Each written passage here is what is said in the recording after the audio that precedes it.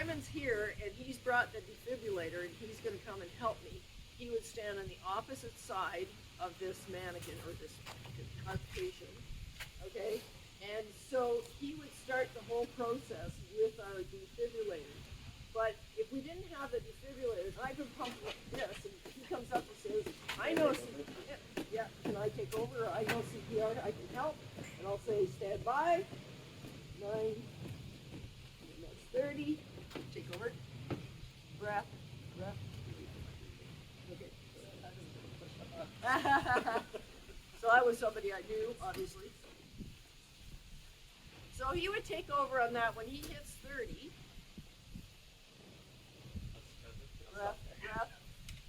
Okay? Deeper. So I'm watching him, and this is hard, because this one's more real. The compression, yeah, it is. So So his comment was, it was really hard to get the depth because we're up so high. If we were on the ground, that's why I tell. So if we were on the ground, and he's on this side and I'm on that side,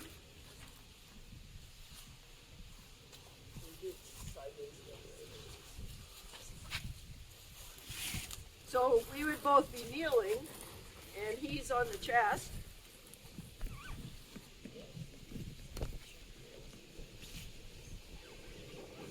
Okay, so as the second person in, I can say to him whether his compressions, I can say good compression, good rate, good depth, you need to go a little deeper, okay, that type of thing. If I'm the other person in, at this point, I want to be holding this head in a tilted position.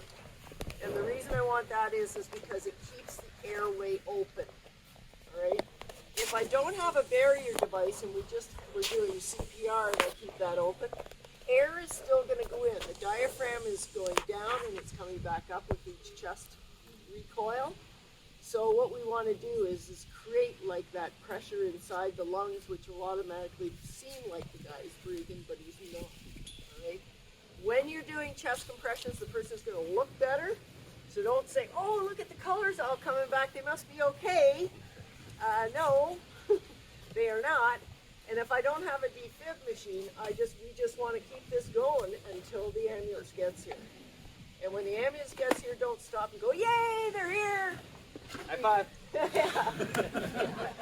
Because they have equipment that they need to get out and stuff. And as long as everything is looking really effective, quite often they will tell you, keep going until they get all their equipment out. If we have the defibrillator, So it's 30 compressions and then stop and then two breaths. So and it's then it 30 compressions, 2 breaths for everybody. Doesn't matter whether adult, child, or infant. Okay. So the difference is in how much air you give to an adult and a child, and it's just a puff on a baby.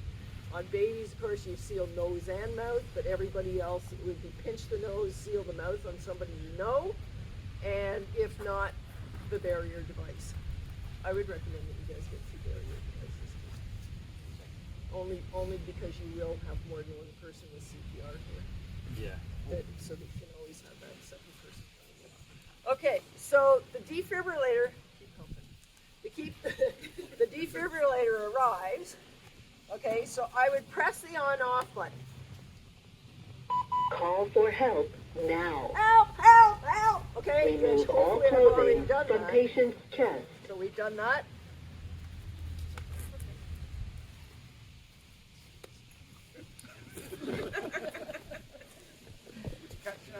Pull red handle to open bag.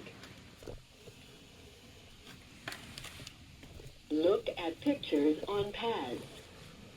Peel 1 pad off blue plastic. Apply pad to bare skin, exactly as shown in the picture. Press pad firmly. Peel other pad off blue plastic. Apply pad to bare skin, exactly as shown in the picture. Press pad firmly. We did. Remove all clothing from patient's chest. I forgot I needed this in. Oh no. Don't zap me. No, it worked earlier. Pull red handle to open bag. Do not touch patient. Never gives me a control. Evaluating heart rhythm. It would automatically do that once you have these things on. So Stand by. it's evaluating. Preparing to shock. Everybody stand by. Everyone clear. Everyone Press clear. flashing button. Clear. Everyone clear. Shock delivered. Provide chest compression and rescue breath. I did.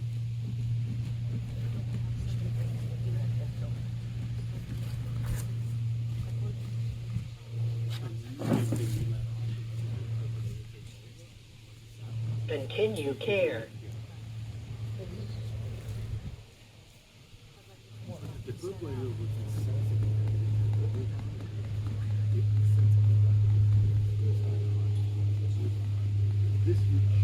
Continue care.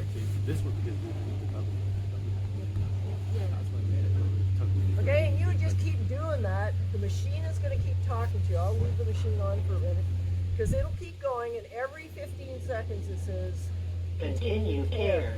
So the reason it's saying continue care is after shock was delivered, when shock is given, it actually flatlines the person, and then the hope is with the initial pumping on the chest is that Continue care. it'll give it that little kickstart, go back into a regular sinus rhythm.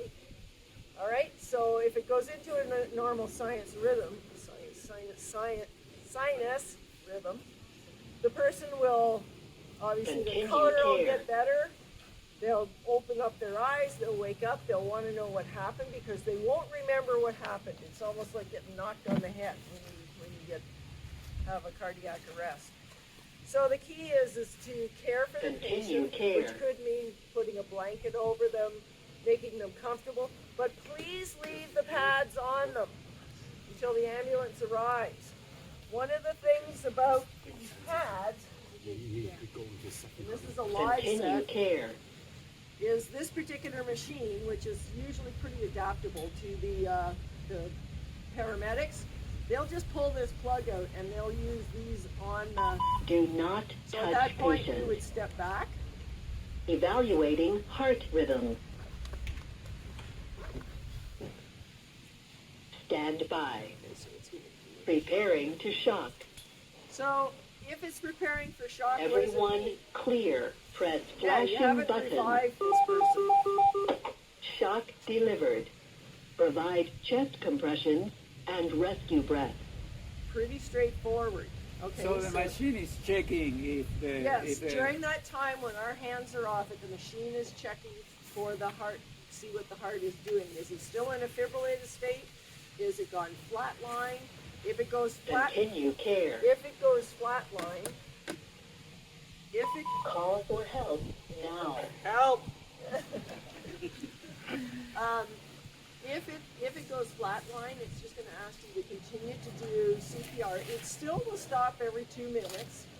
It gives you that time to do the switch over when you're doing two-person CPR. But the key is to use the machine. Don't be afraid to use it because it does give you all the information. What it doesn't tell you are those things I talked about, the hairy chest that you have to shave, being on a dry surface, or one that you can't splash the water. So if I put a towel down and it soaks up the water, I can't splash the water anymore. That's fine too. But chances are if you're going to move them to put a towel underneath them, you're probably going to just lift them up and put them inside, somewhere where it's drier. But you can see how easy CPR is. I did a healthcare professional one the other day, and there was a 6-year-old girl in the class. It was the daughter. She didn't have a babysitter. I said, yeah, bring her in. She did all of the things that you needed to do. She was head tilt, putting the mask on, doing the breaths. Her mom was pumping on the chest, and she said, Mom, can I do it? And she got on the chest, and so I went over and I said to her, you need to push a little bit harder. And so then she got into the rhythm, and at 6 years of age, she was able to compress the chest 2 inches. up to 30 beats. She was pretty tired after the 30 beats, but she was having fun doing it and had no fear. So it's something that, you know, we really do need to train our children how to do as well, because it's maybe us that's going to go down, that's going to need this, and know when to call, you know, when he collapses and I'm all blue, call 911 and show them how to do it. And then this is the next stuff that they need to do. So CPR is simple, it's easy to do, anybody can do it, unless you have no arms, all right? If you have prosthetics, you could still do it. So the key is that it's something that we can do. Do it until the person either revives or until you physically can't do it anymore. And that's the only reason that you can leave a patient, and you would still not leave them. So any type of first aid that you perform, you never get up and say, okay, you're okay, bye. You know, the guy's alive, but you can't leave him. Once you start, you must stay with them until the next level of help gets there. All right, for minor first aid, not a big deal, but for regular CPR and first aid that requires the next step of activity is going to be important. All right, any questions, concerns, fears? Would anyone here be afraid? Go ahead. How much is the defibrillator? Okay, well, it depends on what you get. This was what, about 1,700? Yeah. So that was just without the outside case. Because the outside little pocket thing with all the stuff in it is an additional price. This one here, the Life Pack, a live one, which I have at home, cost me about $2,300. And that included the extra stuff as well. Right? But to me, it's worth it.